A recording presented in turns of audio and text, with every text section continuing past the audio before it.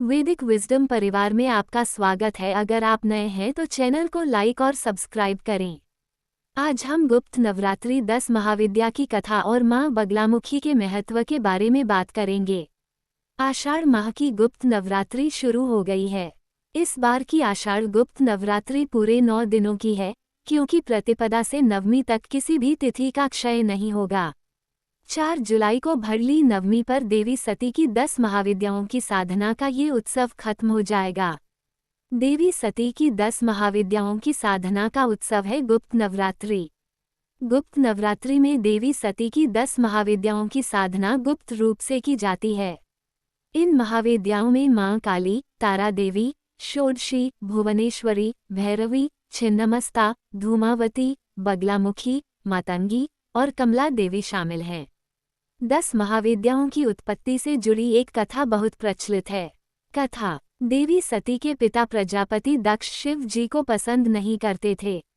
वे शिव जी को अपमानित करने का एक भी अवसर नहीं छोड़ते थे। एक बार दक्ष ने एक यज्ञ आयोजित किया।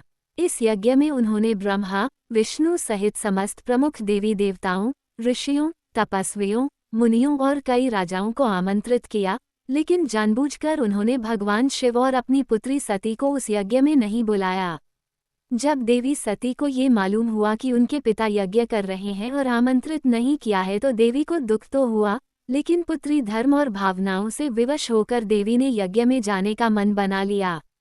सती ने शिव जी से इस संबंध में चर्चा की और यज्ञ में जाने की इच्छा बताई।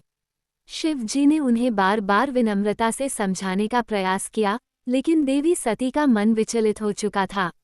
जब शिव जी ने उन्हें रोकना जारी रखा तो देवी सती क्रोधित हो गईं। उसी क्षण देवी सती ने उग्र और भयंकर रूप धारण कर लिया। उनका तेज इतना प्रचंड हो गया कि सभी देवता डर गए थे।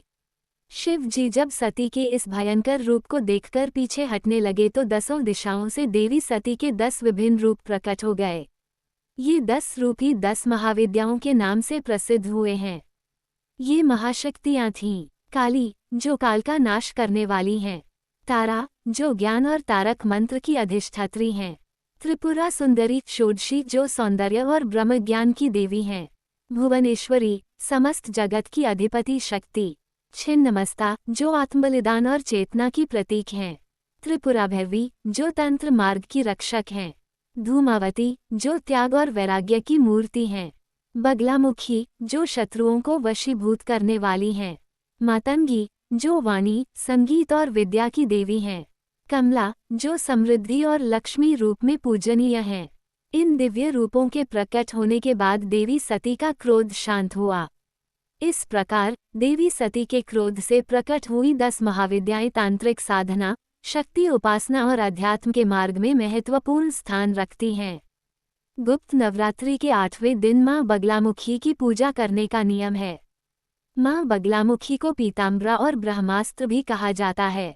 मां बगलामुखी के मुख से पीली आभा निकलती रहती है।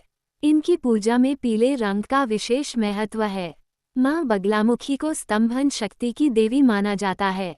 शास्त्रों में बताया गया कि सौराष्ट्र में आए महातूफान को शांत करने के लिए भगवान विष्णु ने मां बगलामुखी की तपस्या की थी। भगवान विष्णु के द्वारा की गई तपस्या के फलस्वरूप मां बगलामुखी का प्राकट्य हुआ था। विशेष रूप से शत्रु और विरोधियों को परास्त करने तथा मुकदमे में जीत हासिल करने के लिए मां बगलामुखी की उपासना अचूक मानी जाती है। मां को पीले रंग का भोग लगाना चाहिए।